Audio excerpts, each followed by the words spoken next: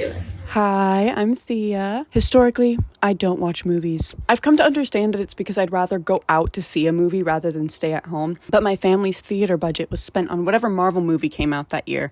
A girl can dream, okay? A goal for myself in 2025 was to watch iconic movies I've never seen before, and I finally chose to start that in November. I do have a list of a bunch of movies I've never seen, so allow me to hurt some of you watching. No Country for Old Men, Interstellar, Kill Bill, Godfather, Godfather 2, Eternal Sunshine of the Spotless Mind, Whiplash, Memento, Seven, 2001: A Space Odyssey, Schindler's List, The Lighthouse, Blade Runner 2049, 500 Days of Summer, American Psycho, The Pianist, Nightcrawler, Her, Shutter Island, Inception, I Am Legend, I, Robot, What's Eating Gilbert Grape, The Outsiders, Shawshank Redemption, Taxi Driver, Leon the Professional, Good Will Hunting, When Harry Met Sally, The Departed, Clockwork Orange, Inglourious Bastards, Django Unchained, Citizen Kane, One Flew Over the Cuckoo's Nest, Where the Crawdads Sing, Psycho, 12 Angry Men, E.T., Gladiator, Titanic, Saving Private Ryan, Full Metal Jacket, A Streetcar Named Desire, To Kill a Mockingbird, Goodfellas, Silence of the Lambs, Alien, Pan's Labyrinth, Carrie, Casablanca, Scarface, Stand By Me, Ex Machina, Dazed and Confused, Natural Born Killers, 300, The Rocky Horror Picture Show, Little Shop of Horrors, The Thing, Grand Budapest Hotel, American Beauty, Amelie, The Royal Tenenbaums, The Dreamers, A Nightmare on Elm Street, The Lost Boys, Ferris Bueller's Day Off. That one pissed my mom off. Not pissed my mom off, but shocked her when I told her it's her favorite movie. I'm so sorry, Mom. 16 Candles, Pretty in Pink, Garden State, Evil Dead 2, The Big Lebowski, The Virgin Suicides, Juno, Lost in Translation, Back to the Future, The Craft, Drive, Assassination Nation, Joker, Uncut Gems, Moonrise Kingdom, The Prestige, Zodiac, The Notebook, Moonlight, Wolf of Wall Street, Fried Green Tomatoes, Sweet Magnolias, Elvis, Tar, The Banshees of Inisherin, The Sound of Metal, Minari, 1917, The Shape of Water, Arrival, Manchester by the Sea, The Revenant, Silver Linings Playbook, Slumdog Millionaire, The Sixth Sense, Apocalypse Now, Hamilton, but I saw it live, Dirty Dancing, Top Gun,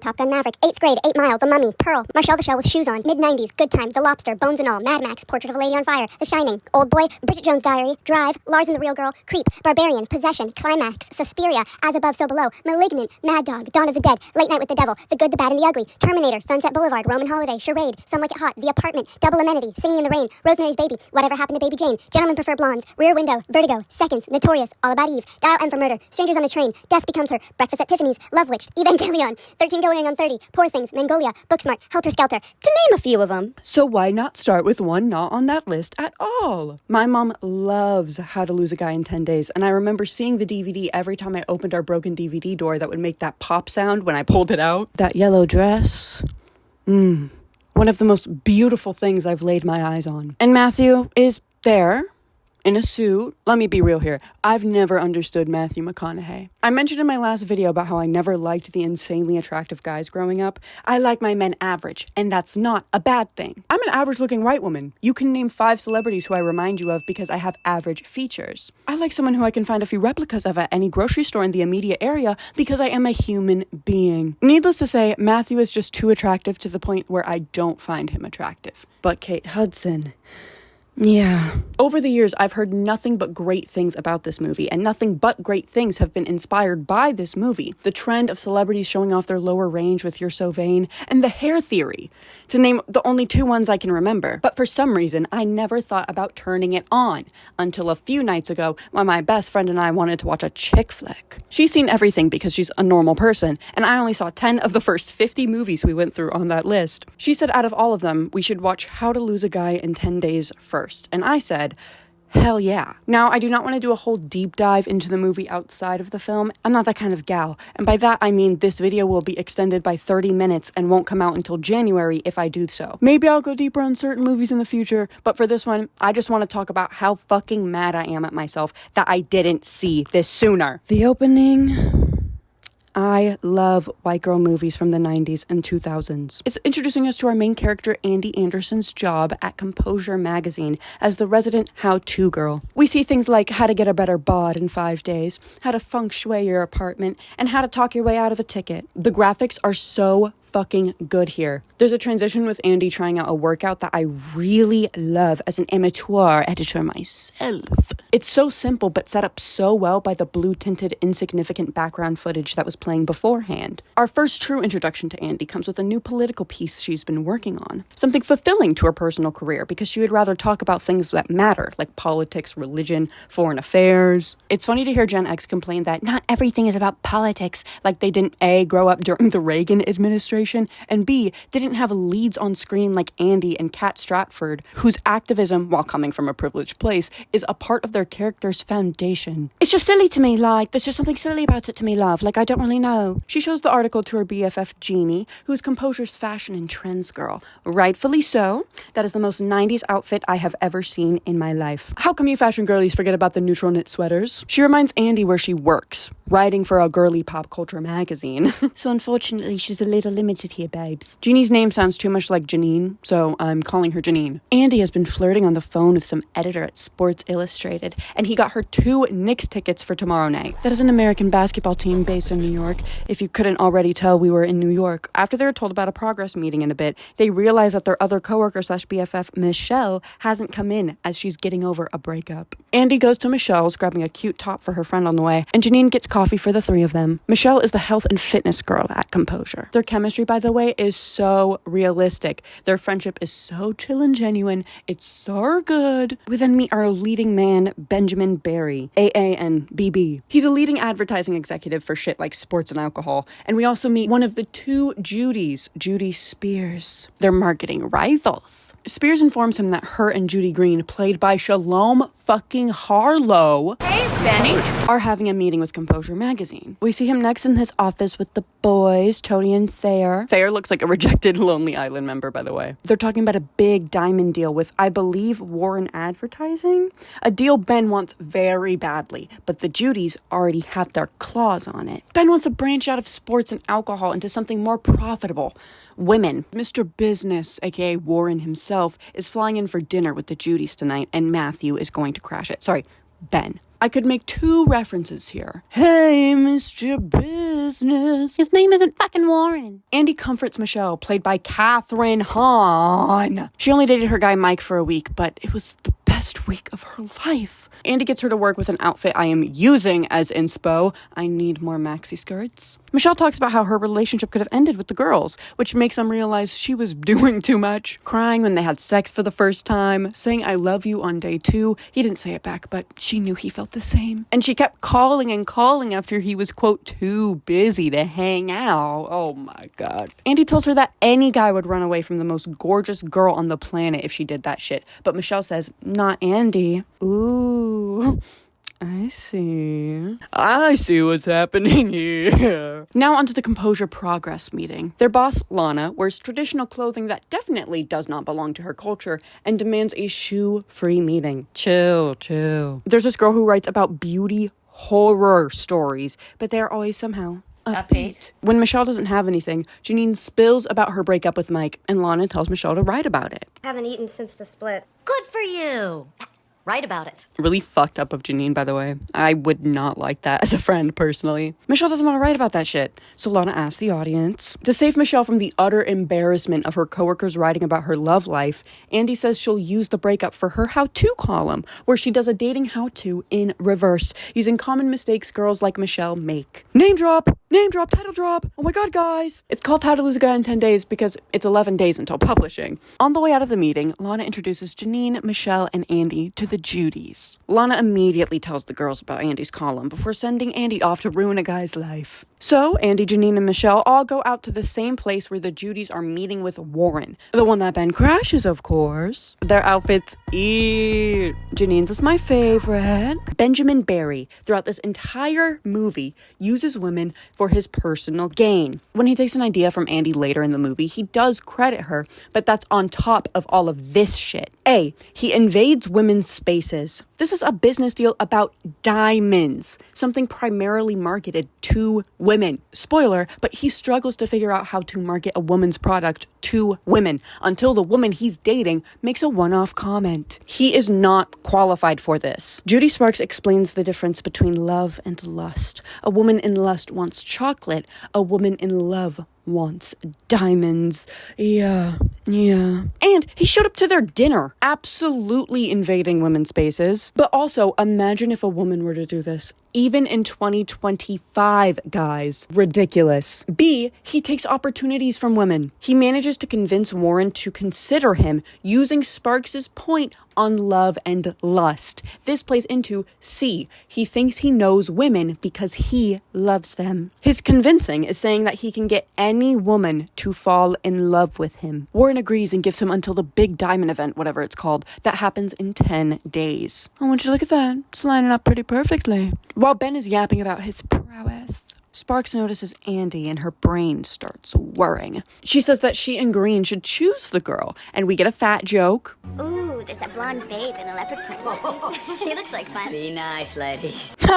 Guys, get it? It's because she's a little bigger. Yeah! Before Sparks brings his attention to Andy. She got him hook, line, and sinker, bitch. So there are 2 bets going on. Make a guy hate you. Make a girl love you. Maybe this is my inner Miss Sandry talking, but I think Ben's bet is worse. They are both bad, do not get me wrong. While they are both doing these things for their future careers, Ben's is way more egotistical. Even though Andy does all that she does to purposefully fuck with him and put him through mental torture, Ben does all that he does knowing, not thinking, that she would fall for it because he's just too perfect. He does these little things, like whenever he upsets her, he does the exact opposite just to please her, because any other girl would forgive him. And Andy does, because she's also playing a character, and I don't like the character he plays because it's just him. It's no character. I'll get into the bad shit Andy does later, but I just needed to make a point real quick. This place is bumping, by the way. They're playing 19-2000 in here. Yeah, it's a remix, but still. Ben asks Andy out and asks her to leave with him. And Andy goes to tell her girls. Hey guys, I think I got one. It's the guy by the door. But don't look. No, guys.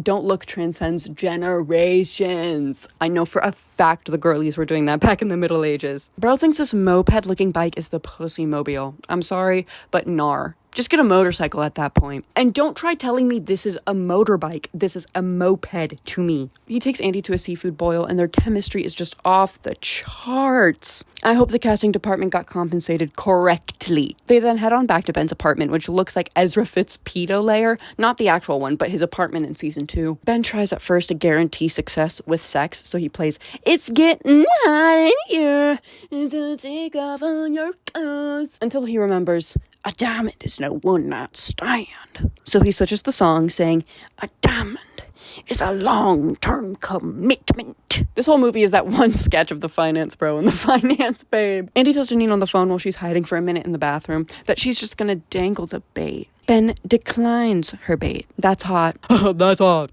Yeah, that's hot. I love her straight, frizzy, clearly, naturally curly hair here. Love. They take it a bit too far and have to stop themselves. They clearly already have a connection. I just feel like we already have a connection right now in the pods. And Andy purposefully leaves her bag at his place with the Knicks tickets inside. And we all know that men are just as nosy as women. Ben sends her 100 roses and Andy immediately knows that he found the tickets. I love how this movie makes the man think he's in control, like he usually would be, which definitely plays into why I think that Ben's bet is worse. However, this is the start of Andy poking the bear. You see, last night she dangled the bait. He thinks she's her sexy, cool self, and that has to change. She starts by asking Ben to get her a Coke, no ice, with a minute left of the game. That's crazy. That's actually kind of fucked. When he comes back, she says she wanted a Diet Coke with lime, and he misses the end of the game.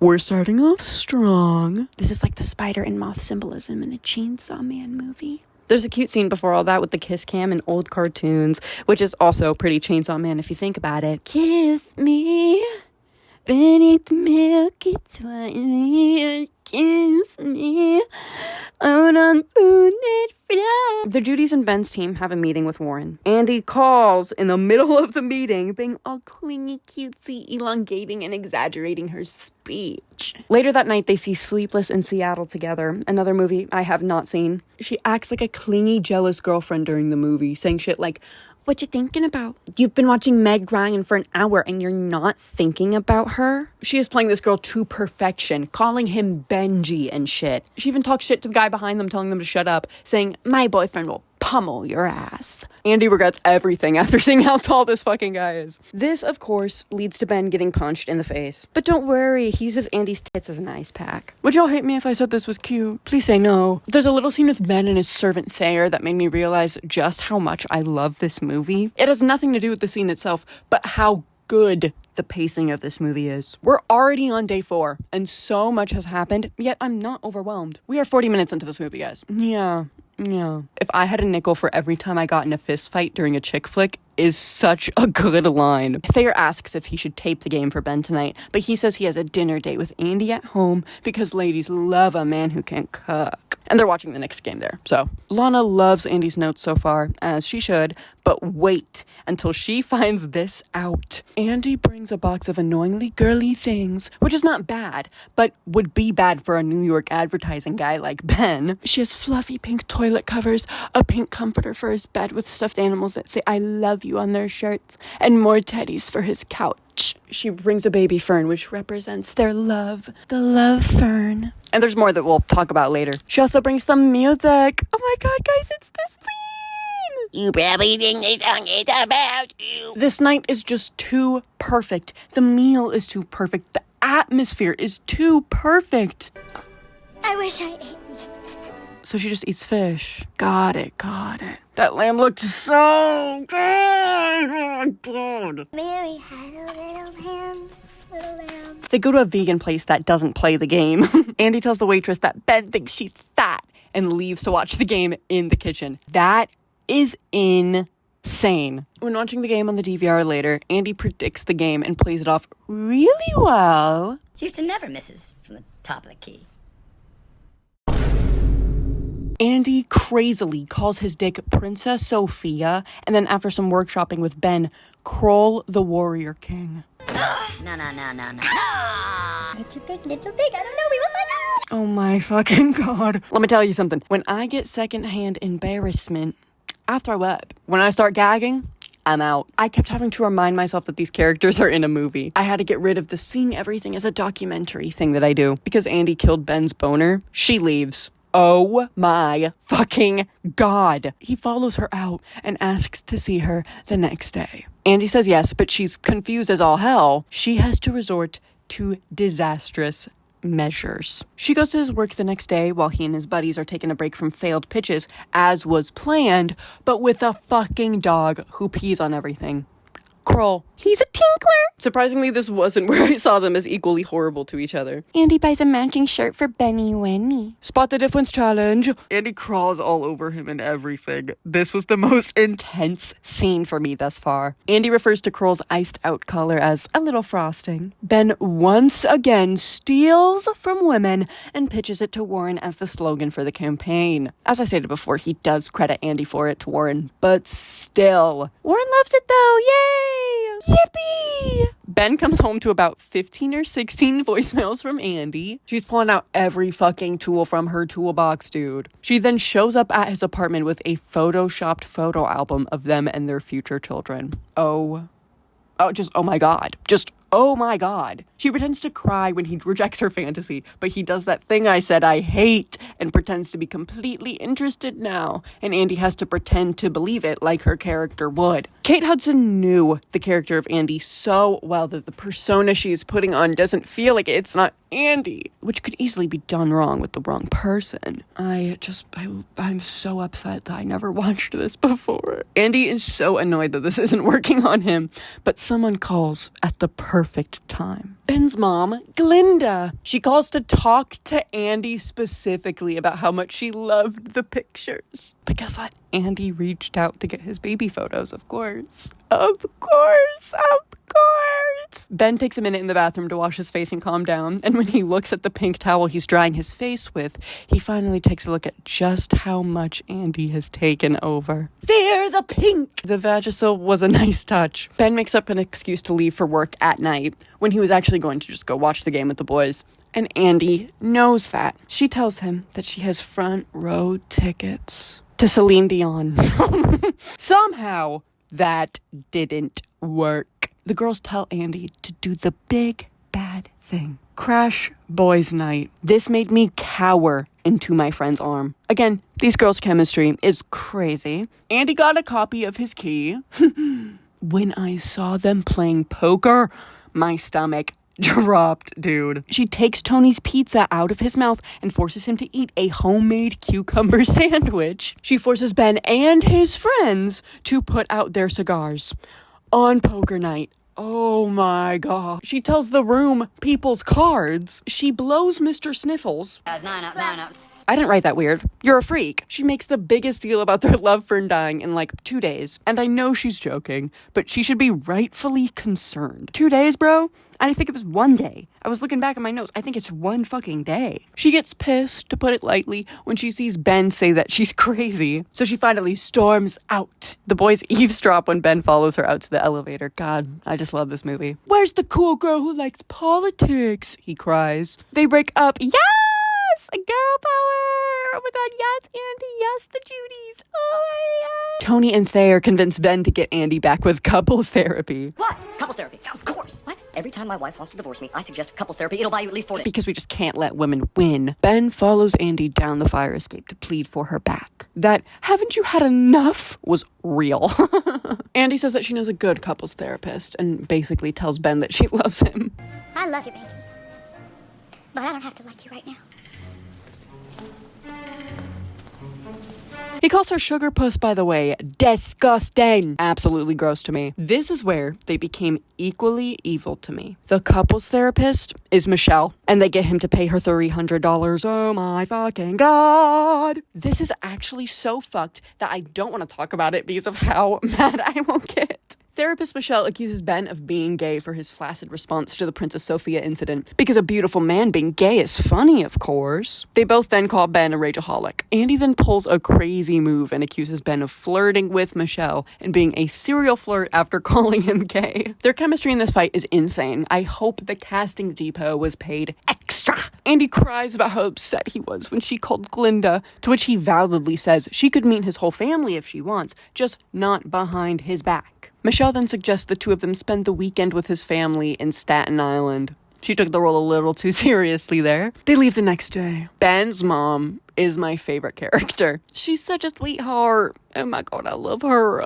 Ben says his whole family has Tourette's, but I think he's joking because his family's just outside playing a good old game of bullshit. It's like that one game with the animals from earlier this year. If you know, you know. I never even played it. I just saw one guy play it. Benny boy over here is the champion of bullshit. Sandy, and it's my sister Dora. Did he just... You kissed your dad on the mouth? Anyways, the whole family cutely helps Andy cheat to win against Ben, but he catches them all in the act. It's just so fucking cute. I love this scene. We find out something devastating here, love. Andy's the first girl Ben's ever brought home. Oh no, oh no. They go on a little drive where he teaches her how to ride his moped. They stop for ice cream and get drenched in puddle water. So they have a romantic shower scene. Oh, fuck yeah. What a phenomenal scene. The hair theory on the ferry ride home. Oh my god, guys, it's the thing. It's the hair theory. Oh my god. She's so much more comfortable with him that she doesn't straighten her hair anymore and that she keeps her hair natural because she actually loves him and she feels comfortable around him. Oh my god. She doesn't need to get all dolled up anymore because she actually finds someone who loves her for who she is. Oh my god. When Ben drops Andy off at home, he invites her to that diamond party. They both talk about how it'll be their 10th day together because that has significance to the both of them. Guys, I am so good at explaining movies. He tells her to leave the 13th day free because he got them Knicks tickets. He still sees a future with her. But you can see he clearly feels bad about the bet.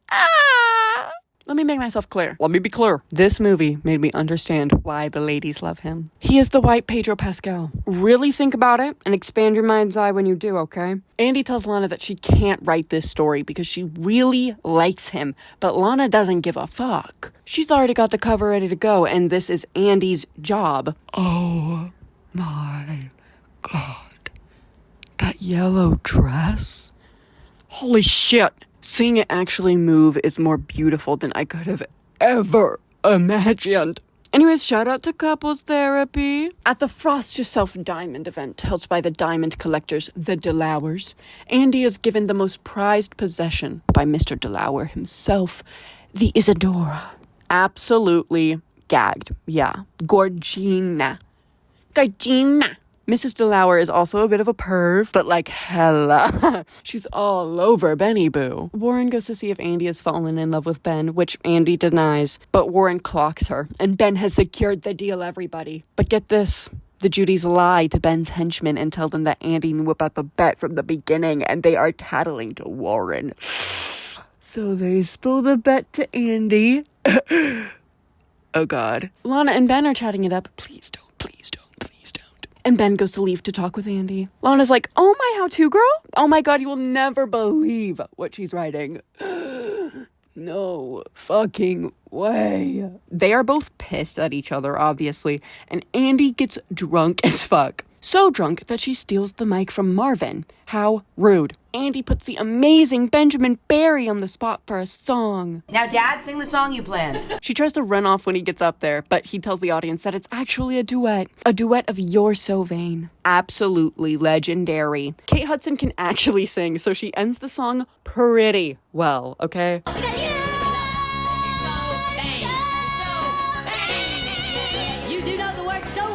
Mrs. DeLauer loves the performance, so Ben's career is completely fine. They have an amazing breakup scene outside after Andy accidentally kind of steals the Isadora. This scene made me so upset that I've never watched this movie before, guys. Please watch this scene if you haven't seen it. It's so good. I can't even begin to explain it properly. Andy somehow writes the entire thing drunk as fuck or hungover. Don't know how she did that. Lana loves Andy's final draft, and she says that she can now write about anything she wants. Shoes! Not politics or anything. So Andy quits Composure. I guess I can't predict movies after all. On day 13, Ben and Andy watch the Knicks game separately. How devastating. Michelle is there to comfort her until Mike shows up asking for her back. No way. Amazing monologue from Mr. Mike over here. He's like, I'm asking if I could have you back. And she's like, I don't know if you can have me, but I'm willing to try. So obviously Michelle leaves to go to Mike's house. Good for her. But it makes Andy sad. At the Frost Yourself shoot, Tony brings Ben a copy of the newest Composure issue and encourages him to read it. Girl, it's the same 2 paragraphs repeated over and over again. Oh, I actually wanted to read it. We then get the chase scene. Even though I haven't seen a lot of rom-coms, I know the best ones have a good chase scene. Is she ready? Sasha! Sasha, come back! Girl! And this one is great. I know she was named Andy because of the song. Anywhere you go. 100p. Where you going? This happens after Ben shows up at Composure HQ looking for Andy. Janine and Michelle tell him that she quit and just left for a flight for a different job. Ben leaves for the airport, but not before telling Michelle that she owes him $300. Ben sees her enter a taxi and doesn't scream until she's shutting the door. Okay. He chases down every taxi on that goddamn bridge until he finds her and tells her to pull over. Are you trying to get yourself killed? That's what it takes, yeah. Now pull over the gas. Oh my God. Oh. Again, I can't do this scene justice. Just watch the damn movie if you haven't. I am not running away. Bullshit. You call my bluff? You bet I am. Shut the fuck up. Oh my God. This movie was so good. I am so mad at myself for not watching this sooner. And I know I'm going to feel like this for every movie I've yet to see. The music choices are fucking perfect. Absolutely banger playlist, dude. The writing is funny, paced so well, and was such a good baseline for Matthew and Kate to bounce off of. They, as well as every other person in this movie, were stellar. I can't even. I'm so mad. I just really love this movie, guys. Anyways, that's about it. Let me know if you like this video, if you wanted me to go a little deeper on stuff, if you want me to change a bit of the format. This is my first time trying this, watching a movie for the first time, seeing it twice, and then making a video about it. But let me know if you have any suggestions for movies that weren't on my list, or which ones on my list I should prioritize, because I would love to know. And let me know if you would want to see any of my reactions to specific ones, because I would love that. That'd be so fun.